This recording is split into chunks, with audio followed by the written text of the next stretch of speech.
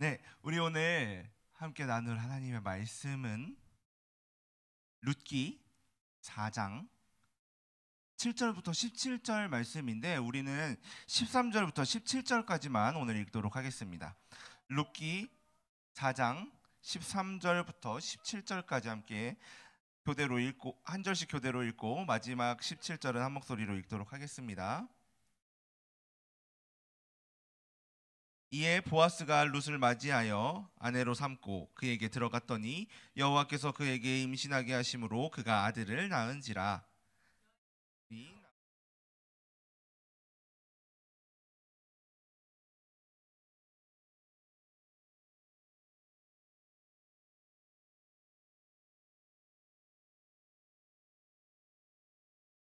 이는 내 생명의 회복자이며 내 노년의 봉양자라. 곧 너를 사랑하며 일곱 아들보다 귀한 내 며느리가 낳은 자로다 하니라.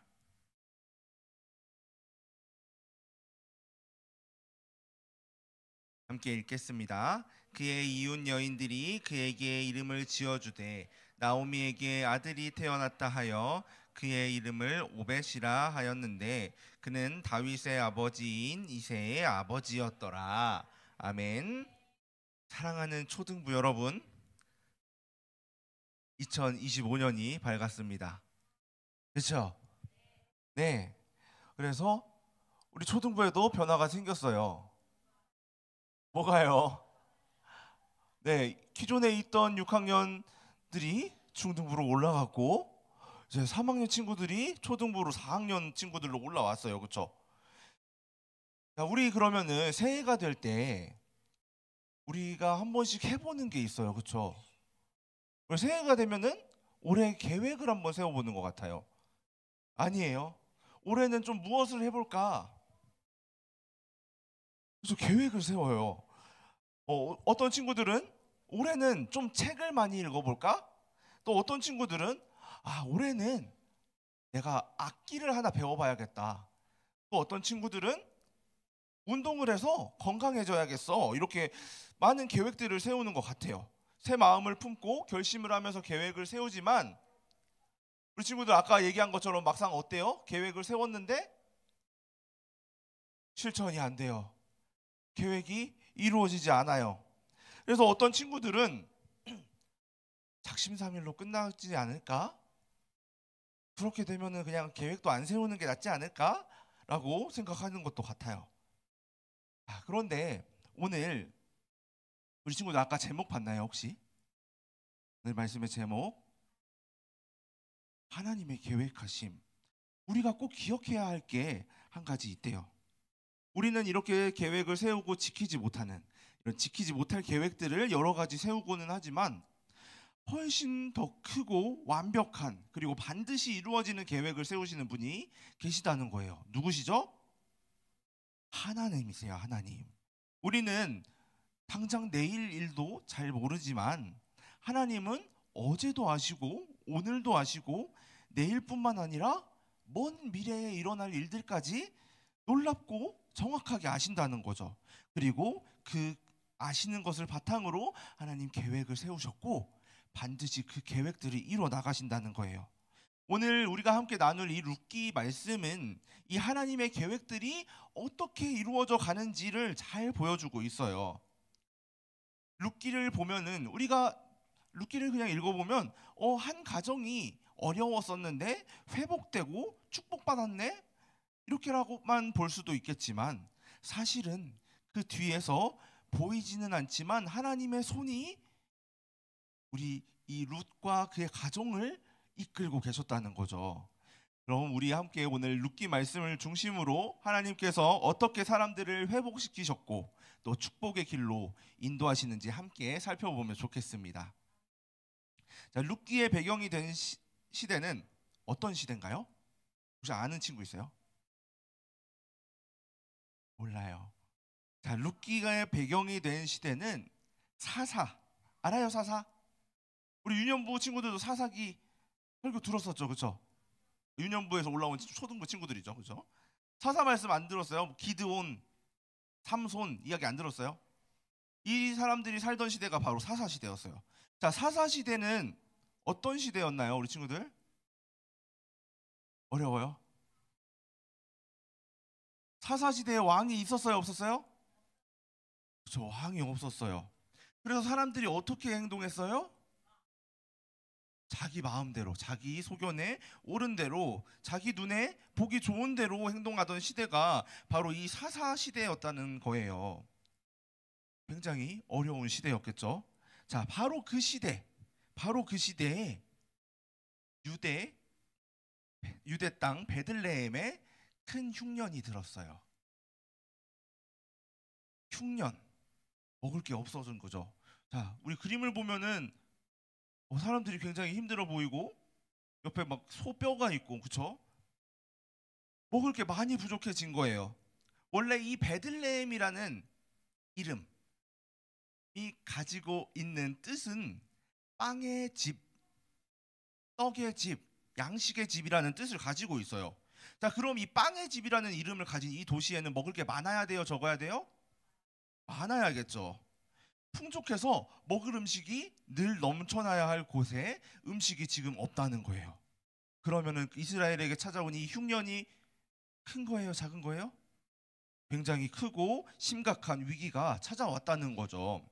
하나님께서 이스라엘에게 주신 이 가나안 땅은 젖과 꿀이 흐르는 굉장히 풍족한 땅이었어요. 그런데 그 땅에 이런 흉년이 찾아왔다는 것은 보통 일이 아니라는 거예요. 자, 이런 어려운 시기에 한 가족, 엘리멜렉이라는 이 베들레헴 에브랏 사람 가족이 이 먹고 살기 위해서 베들레헴 땅을 떠나서 이방 모압 땅으로 이주하기 시작했어요.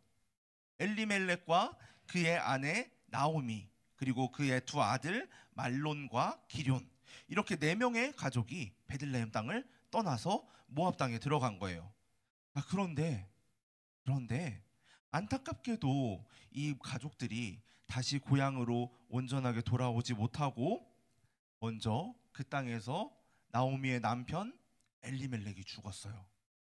그리고 모압 땅에 온 지 10년 만에 두 아들 말론과 기럨도 죽어버렸어요.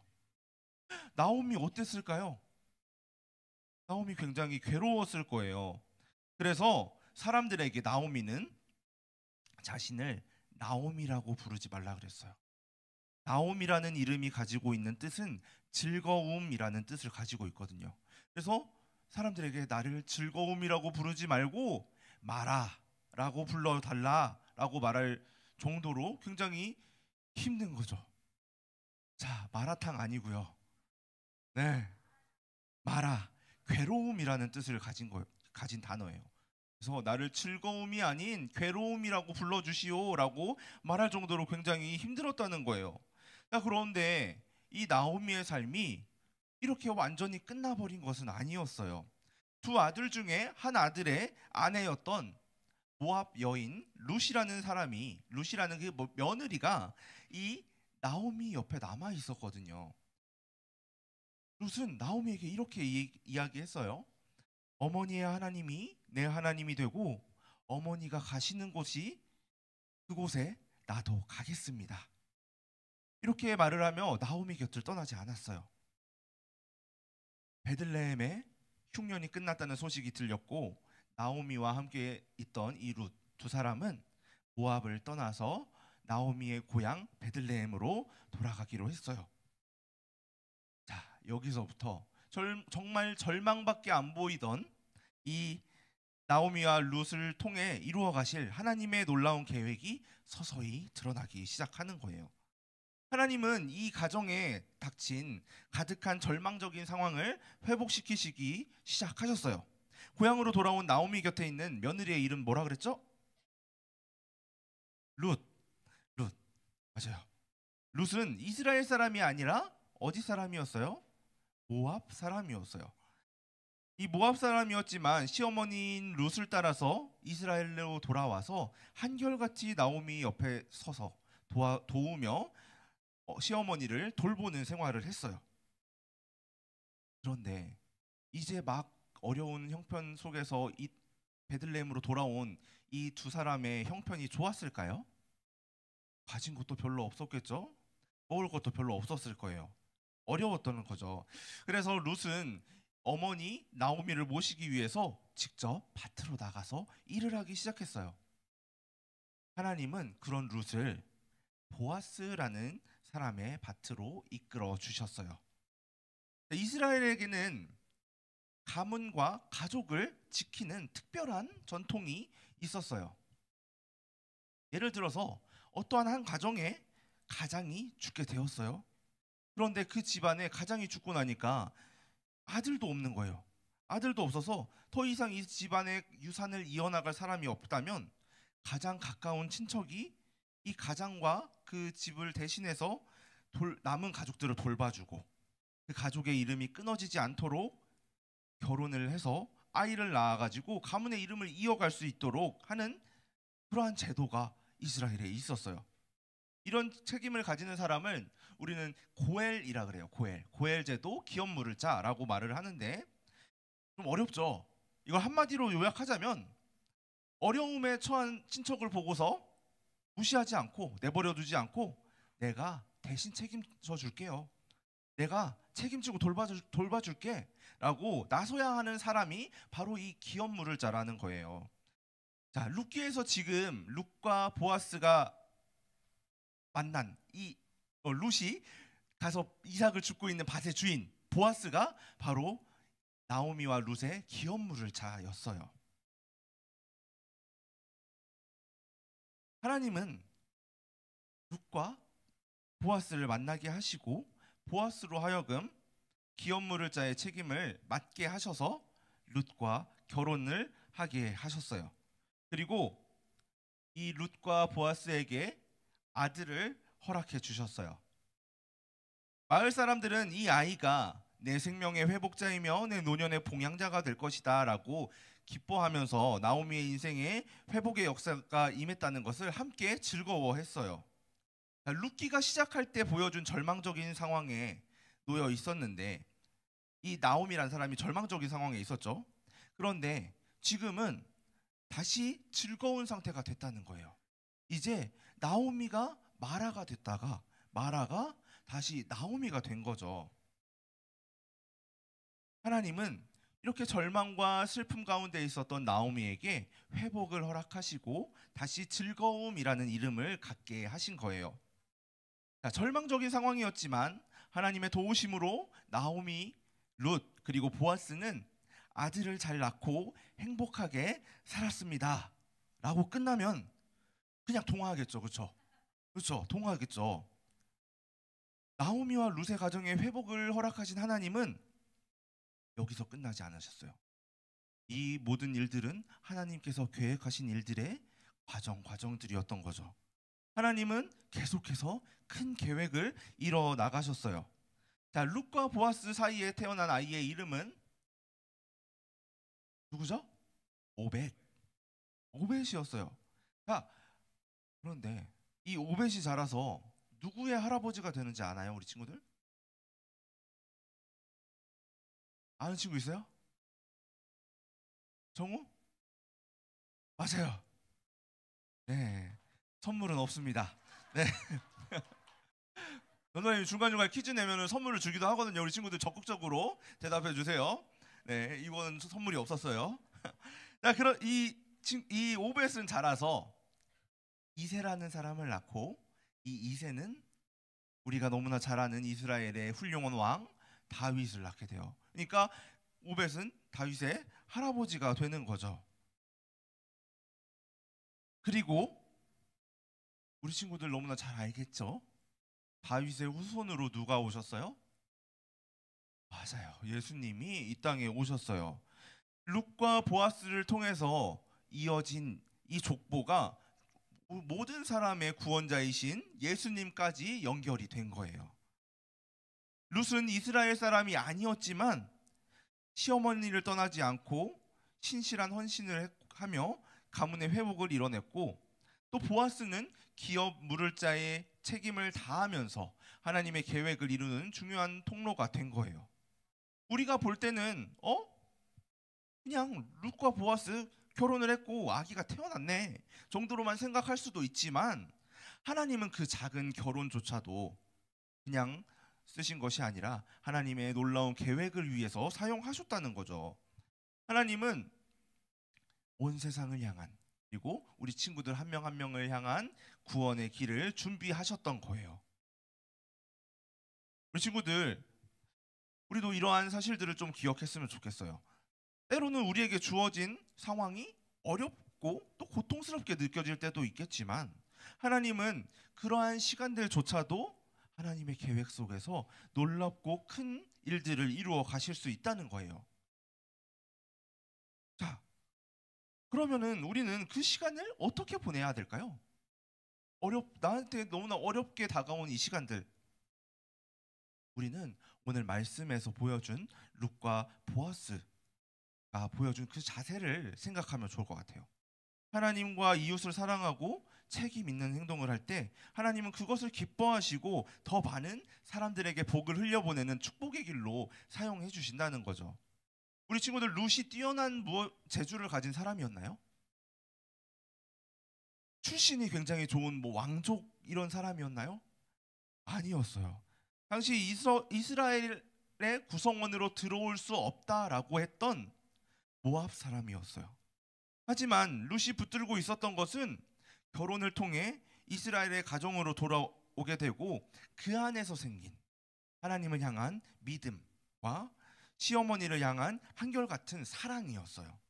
이 모습이 결국 나오미를 살렸고 또 다윗 왕의 가문을 세웠고 그리고 예수님까지 이어지는 커다란 축복의 씨앗이 된 거죠.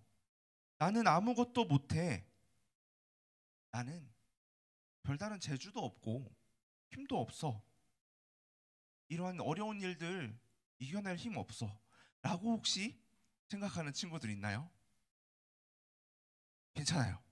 룻 역시도 그러한 힘이 없는 모압 여인이었고 돈도 없고 힘도 없었지만 하나님을 믿었고 내가 할 수 있는 한 최선을 다해야지 라는 그 사랑하는 시어머니를 사랑하는 마음을 가지고 섬겼을 뿐이었어요. 하나님은 그 마음을 보시고 룻을 사용해 주신 거예요. 우리도 그러한 믿음 안에서, 하나님을 믿는 그 믿음 안에서 우리에게 맡겨진 작은 일들부터 성실히 행하며 살아갈 때 하나님은 우리를 통해서 놀라운 일들을 이루어 가실 거예요. 사랑하는 초등부 친구들, 룻기는 단순히 어려움에 처했던 한 가정이 회복되는 이야기를 그린 책이 아니에요. 동화가 아니라는 거죠. 눈에 보이지는 않지만 늘 역사하고 계시는, 늘 우리 친구들 한 명 한 명을 위해서 일하고 계시는 하나님의 놀라운 계획을 보여주고 있는 성경이에요.